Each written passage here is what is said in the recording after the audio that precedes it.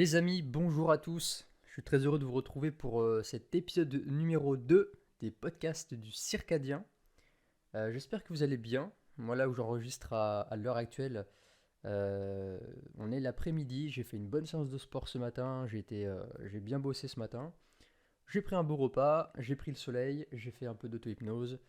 Donc je suis bien relax, je suis bien posé pour pouvoir discuter un petit peu. Et aujourd'hui, je voulais aborder un point qui me prend un petit peu la tête et je voulais partager ça avec vous et avoir un petit peu vos retours. Euh, ce truc, en fait, c'est une espèce de compulsion que j'ai, c'est de vouloir toujours en faire plus, toujours vouloir être productif et ne jamais prendre le temps pour se poser et ne rien faire des fois. Alors d'où est-ce que ça vient ce truc-là? Alors je pense quand j'y reviens en arrière, ça vient quand j'ai commencé le développement personnel, quand j'en avais parlé dans l'épisode numéro 1. Euh, Quand j'ai commencé le développement personnel, ou du moins à lire des livres de développement personnel, parce que à mes débuts, j'étais plus en train de lire que d'appliquer ce qu'il y avait dans les livres, et je pense que tu te reconnais, toi, cher auditeur, si tu lis aussi des livres de développement personnel. On est tous passés par là jusqu'à ce qu'un jour on comprenne que, eh ben, il faut appliquer en fait ce qu'on lit dans les bouquins si on veut progresser et avancer, et que lire des livres de développement personnel, ça ne veut pas dire qu'on fait du développement personnel. Alors j'aime pas trop ce terme, hein, développement personnel. Faire du développement personnel, ça ne veut un peu rien dire. De toute façon, on en fait au quotidien parce que on est voué à évoluer, et toute personne qui tend vers l'évolution fait en quelque sorte du développement personnel. Donc ça, c'était la petite parenthèse. Donc pour en revenir au mouton, quand j'ai commencé à lire des bouquins à ce sujet-là, bien sûr, dans ces bouquins, c'était voilà, des bouquins de motivation, etc., où on te disait work hard, travaille dur, fixe-toi des objectifs, il faut que tu saches exactement ce que tu veux, il faut que tu aies des objectifs clairs, il faut que tu aies un plan d'action, il faut que tu te lèves à 4 heures du matin parce que sinon tu as raté ta vie. Même sur les vidéos de motivation qu'on peut regarder sur YouTube ou quoi, on te fait croire que si à 4 heures du matin tu t'es pas réveillé pour accomplir tes projets et tes rêves du futur, et bah, tu as raté ta vie, tu as raté ta journée. Donc ça a été ce que m'a vendu un petit peu le développement personnel quand vraiment je me suis ouvert à ça. Parce qu'au début j'étais une personne absolument lambda qui ne cherchait pas du tout l'évolution, qui se posait pas la question de son futur, de qu'est-ce qu'elle voulait faire dans la vie. Hormis le fait de peut-être trouver un petit CDI, une petite maison, faire un petit crédit, acheter une petite voiture, prendre sa retraite et crever comme tout le monde. Voilà. C'était ce genre de vie que j'avais, mais quand j'ai découvert que je pouvais être plus et que je pouvais avoir une autre vie que celle que nous propose cette fucking de société, c'est là où j'ai commencé du coup à me plonger dedans. Donc du coup j'ai commencé vraiment à être, voilà, à me fixer des objectifs, vraiment voilà, à être focus, à me lever tôt. Des fois je me levais à 4 heures du matin, à 5 heures du matin. Donc le sommeil en pâtissait, donc la productivité aussi. Et donc après, je me suis calmé. Il y a eu des phases comme ça dans mes dernières années où des fois je me calmais, des fois j'étais très productif, et des fois je faisais rien. Parce qu'en fait, t'as beau être super productif, comme je sais pas, il y avait qui disait Schwarzenegger ou Elon Musk qui te dit travaille 12 heures dans une journée, t'auras accompli en 6 mois ce que tu peux faire en un an. Schwarzenegger qui disait t'as pas besoin de dormir 8 heures, tu peux dormir plus vite, dors 6 heures, 5 heures. Mais en fait, on n'est pas Schwarzenegger, on n'est pas Elon Musk, on n'est pas Jeff Bezos, on n'est pas toutes ces grandes réussites qu'on nous montre sur les réseaux. On est juste des petits êtres humains normaux. Et on a des buts, on a des désirs, ça c'est normal, c'est le produit de notre ego, et c'est sain d'avoir des objectifs, d'être porté vers des projets, des rêves, des ambitions. Mais il faut faire en fait attention à pas se cramer en fait. Parce que je passais beaucoup par des phases de un coup je suis hyper productif et un coup je fais plus rien. Parce qu'en fait au bout d'un moment je craquais, j'en pouvais plus. Au bout d'un moment j'en avais marre, j'étais saturé. Et du coup il y avait une phase en fait où bah, je ne faisais plus rien, et du coup et ben paradoxalement en fait je perdais un petit peu tout ce que j'avais créé, tout le momentum, toutes les actions que j'avais mis en place, bah, ça se cassait la gueule parce que du coup j'arrêtais tout. Et, euh, et du coup pour en revenir un petit peu à l'épisode 1 où je parlais de quand j'ai découvert en fait l'hormèse, donc l'exposition au froid, le jeûne, l'activité physique, etc. je me suis remis un petit peu dans les extrêmes en fait. Je suis quelqu'un en fait qui à chaque fois qui apprend des nouvelles choses, je pars dans un extrême. C'est-à-dire que je vais foncer, mais tête baissée à fond. Je vais devenir des fois un peu dogmatique, un peu extrémiste. Et c'est ce qui s'est passé quand j'ai commencé à faire les douches froides, la respiration Wim Hof, le jeûne intermittent, où en fait, bah, j'en faisais trop. C'est-à-dire que j'ai commencé du jour au lendemain. Donc à l'époque, je me levais à 5 heures du matin. Je faisais directement la respiration Wim Hof. La respiration Wim Hof, je t'invite à aller voir sur ma chaîne YouTube, j'ai fait 2 vidéos à ce sujet. C'est une respiration qui est très puissante, qui te permet vraiment de booster ton énergie, ta clarté mentale, de renforcer ton système immunitaire et d'améliorer aussi tes capacités respiratoires. Donc ça, c'est une pratique que je faisais tous les matins. Donc voilà, je faisais ça à 5 heures du matin dès le réveil. Ensuite, je plongeais, boum, sous la douche froide. Encore un gros coup de stress pour l'organisme. Ensuite, je me prenais un café par balle. Donc, c'est quoi le café par balle? C'est le Bulletproof Coffee. C'est un café en fait. Tu te fais ton café normal et dedans tu mixes, alors de préférence au blender ou avec un mixeur, tu mixes un peu d'huile de coco et un petit peu de beurre. Ça va te faire un café latte. Et en fait, le café, la caféine mélangée avec une source de bonne graisse, notamment l'huile de coco, va venir en fait faire en sorte que l'effet de la caféine dure beaucoup plus longtemps. Donc tu vas pas avoir ce crash de caféine en fait après qui fait que tu vas devoir en reboire un. Mais non seulement l'effet dure plus longtemps, mais en plus de ça, tu sens vraiment de l'énergie dans ton cerveau. C'est vraiment hallucinant. Je vous encourage à tester, à expérimenter cette petite recette. Donc par contre, on boit que ça, on mange pas à côté. Et d'ailleurs, c'est quand même pas mal gras, donc ça cale un petit peu quand même. Et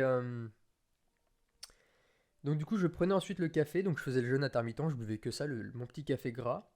Donc le café, en plus de ça, quand on boit tous les jours, une bonne tasse, c'est quand même un excitant, ça libère du cortisol, ça libère l'hormone du stress, ça libère aussi, bah, ça excite aussi les surrénales, ça les fatigue à long terme.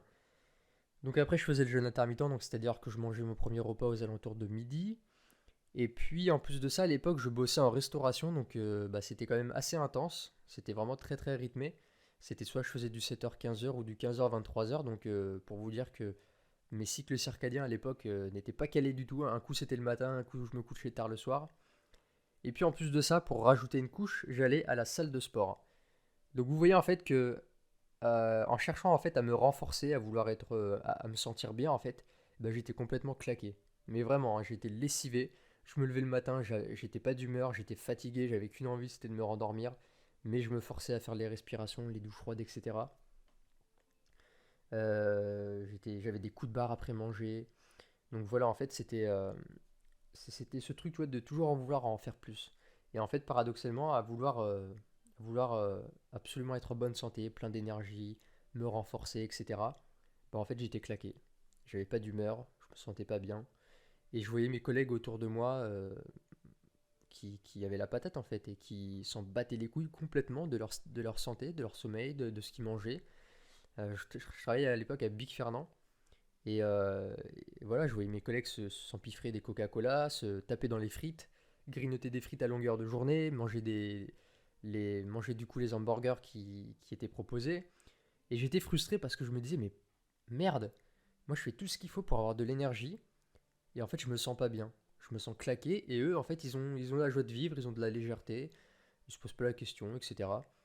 Et jusqu'à ce qu'un jour je me rende compte qu'en fait je m'en demandais trop, j'étais vraiment trop strict avec moi-même. Alors c'est bien d'être strict avec soi-même, c'est bien d'avoir de la discipline, de l'autodiscipline, ça c'est vraiment quelque chose que j'ai développé au cours des dernières années, avoir une certaine rigueur, etc.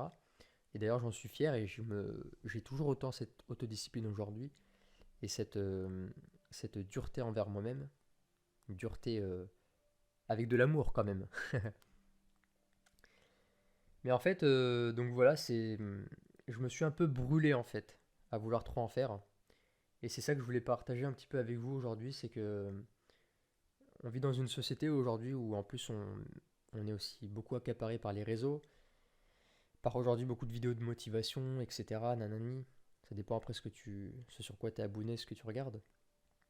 Mais en fait, on nous vend un style de vie en fait où on doit être constamment sous le rush, constamment en train de courir, et en fait, on n'a jamais le temps pour le repos.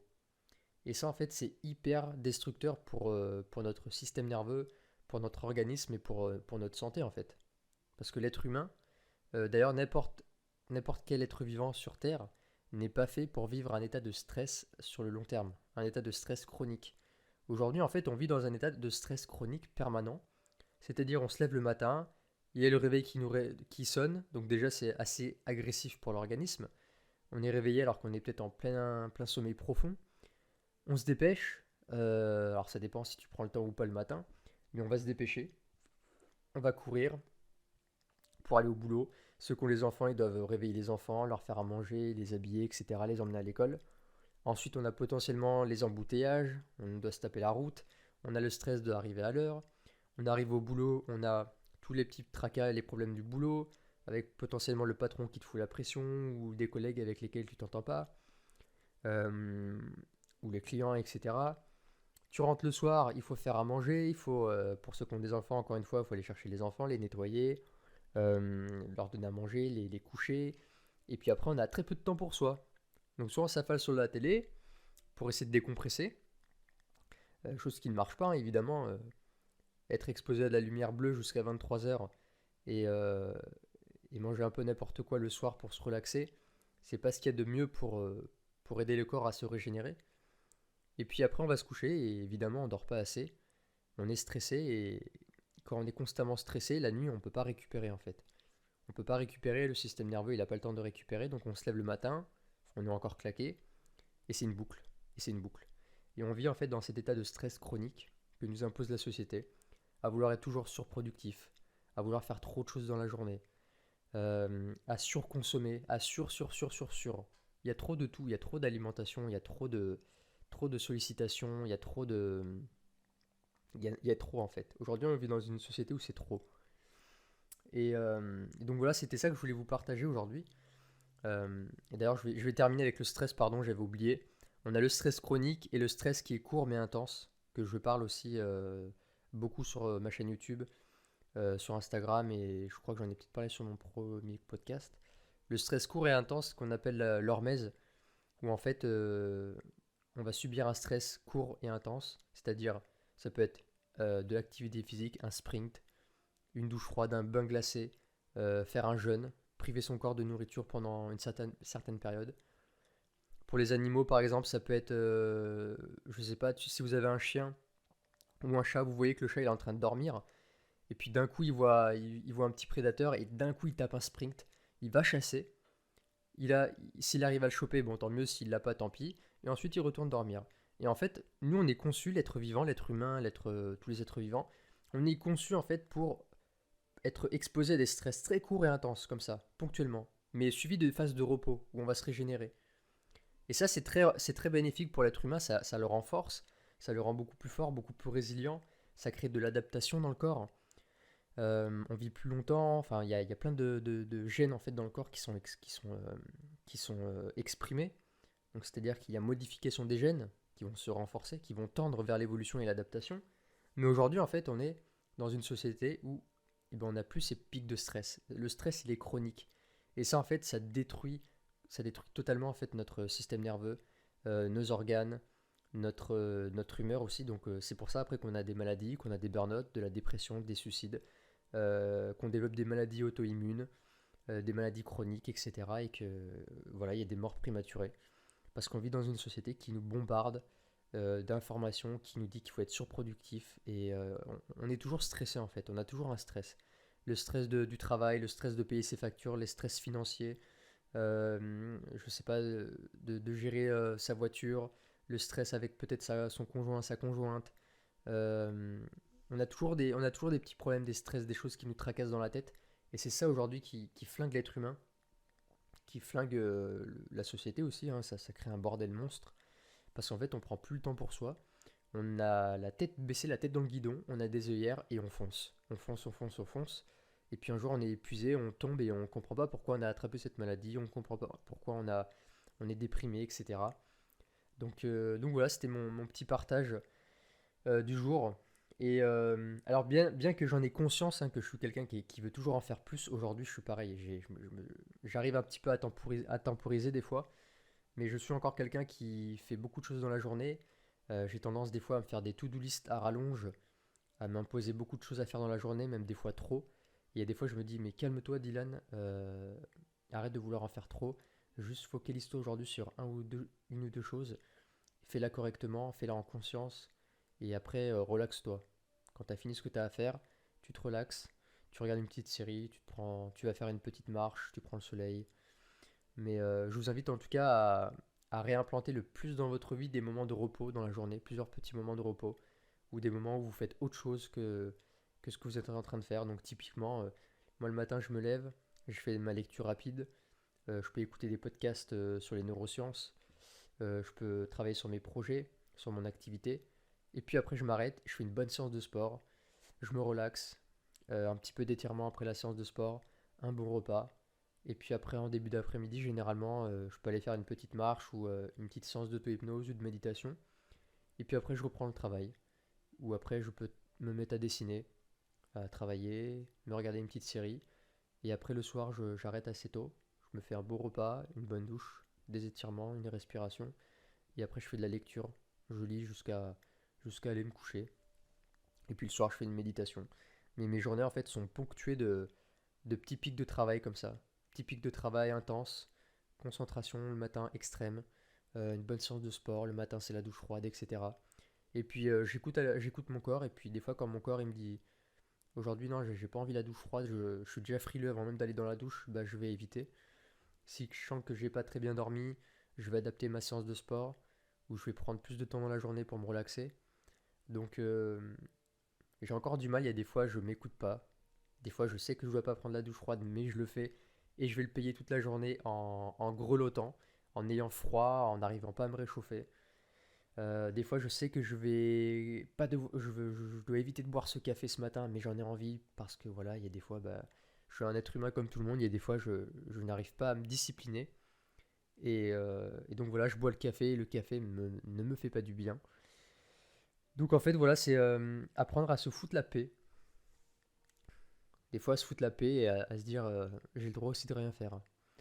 Donc c'est ce que je vous invite à faire aussi dans votre vie si vous êtes toujours en train de courir de partout. Et c'est ce que je t'invite aussi à faire, Dylan, parce que tu as du mal à te poser aussi. J'ai du mal à me poser, hein, j'ai encore beaucoup de mal à, Euh, ne serait-ce que de me lever un peu plus tard ou de me dire allez aujourd'hui dans toute la journée je ne fais rien, je glande, je ne peux pas. C'est juste inconcevable.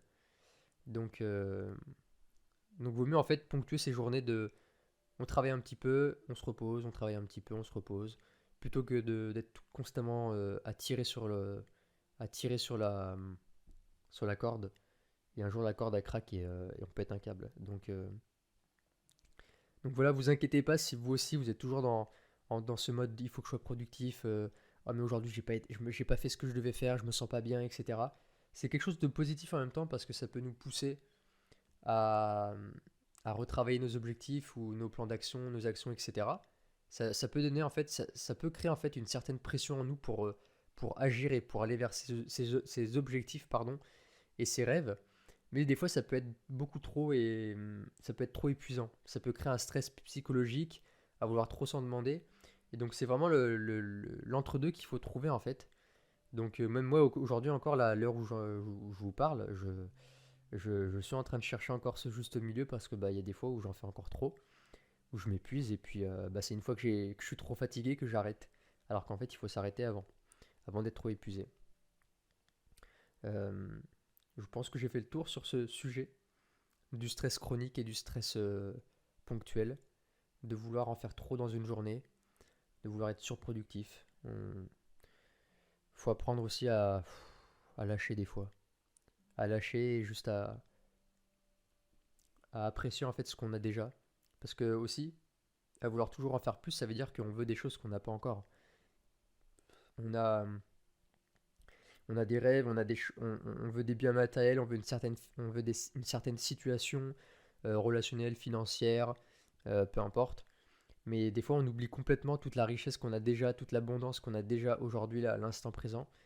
Et j'essaie vraiment de me le rappeler de manière quotidienne en pratiquant la gratitude, de me dire waouh, certes, j'ai des projets, il y a des choses que je veux dans ma vie, mais waouh, tout ce que j'ai déjà là aujourd'hui, J'ai une petite maison, j'ai le luxe d'avoir une petite terrasse, un petit jardin, euh, d'être vraiment au calme, il n'y a pas une voiture, il n'y a rien, je suis excentré du centre-ville, j'ai de la nourriture de qualité en abondance, j'ai un toit sur la tête, j'ai un lit, je dors dans un lit confortable, j'ai internet, je peux vous parler, j'ai une petite communauté qui me suit, euh, j'ai des amis qui m'aiment, je suis en bonne santé, je fais des choses qui me plaisent au quotidien, donc se rappeler tous les jours en fait de ce qu'on a déjà, ça peut déjà nous aider à nous poser, à nous calmer, à nous dire waouh, profitez un petit peu au lieu de toujours tirer sur la corde et de baisser de tête, d'avancer la tête dans le guidon. Prends le temps un peu, prenez un petit peu le temps chaque jour les amis